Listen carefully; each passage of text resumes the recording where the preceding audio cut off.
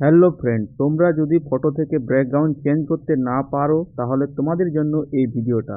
কারণ আমি এই ভিডিওর মাধ্যমে তোমাদেরকে দেখিয়ে দিব কিভাবে একটা ফটো থেকে ব্যাকগ্রাউন্ড চেঞ্জ করতে হয়। তো চলুন বন্ধুরা, দেরি না করে ভিডিওটি শুরু করা যাক। তো প্রথমে আপনাদের যেটা করতে হবে সেটা হলো আপনাদেরকে একটা অ্যাপ ডাউনলোড করতে হবে। তো অ্যাপটি ডাউনলোড করার জন্য প্রথমে আপনাদেরকে চলে যেতে হবে প্লে স্টোরে গিয়ে আপনাদেরকে সার্চ করতে হবে ফটো ব্যাকগ্রাউন্ড। লিখে সার্চ করলে আপনাদের সামনে অনেকগুলো অ্যাপ শো হবে। তো আপনাদেরকে এই অ্যাপটি ডাউনলোড করে নিতে হবে। তো আমার মোবাইলে এই অ্যাপটি ডাউনলোড করা আছে। তো আমি এটাকে এখন ওপেন করব।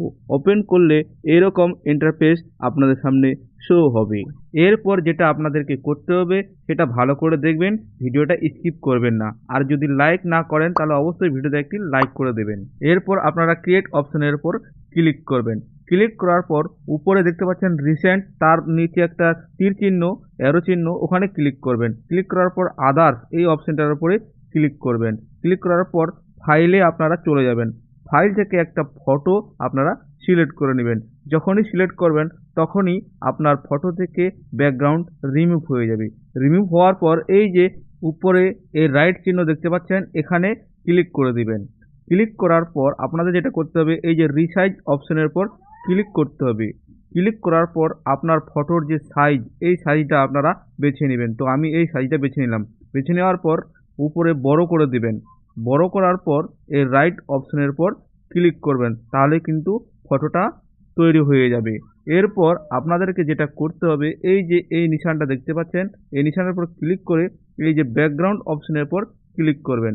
ক্লিক করার পর আপনারা অনেকগুলো ব্যাকগ্রাউন্ড এখানে পেয়ে যাবেন। তো আপনাদের ইচ্ছা মতন যে কোনো একটা ব্যাকগ্রাউন্ড বেছে নেবেন। দেখতে পাচ্ছেন ফটো থেকে কীভাবে ব্যাকগ্রাউন্ড নিমেষের মধ্যে বদলে যাচ্ছে। তো এরপর আপনারা যে কোনো একটা ব্যাকগ্রাউন্ড পছন্দ করে নেবেন। পছন্দ করার পর এই যে রাইট অপশন দেখতে পাচ্ছেন, এই রাইট অপশনের পর ক্লিক করবেন, তাহলেই সেই ব্যাকগ্রাউন্ডটা সেভ হয়ে যাবে। সেভ হওয়ার আগে আপনাকে একটা অ্যাড দেখানো হবে। তো এই অ্যাডটাকে কেটে দিবেন। কেটে দিলেই আপনার ফটো একদম সেভ হয়ে যাবে। এবার সেই ফটোটা আপনারা ফাইলে পেয়ে যাবেন। তো এইভাবেই কিন্তু আপনারা ফটো থেকে ব্যাকগ্রাউন্ড চেঞ্জ করতে পারবেন। আপনারা ইচ্ছে মতন আপনার ব্যাকগ্রাউন্ড লাগাতে পারবেন।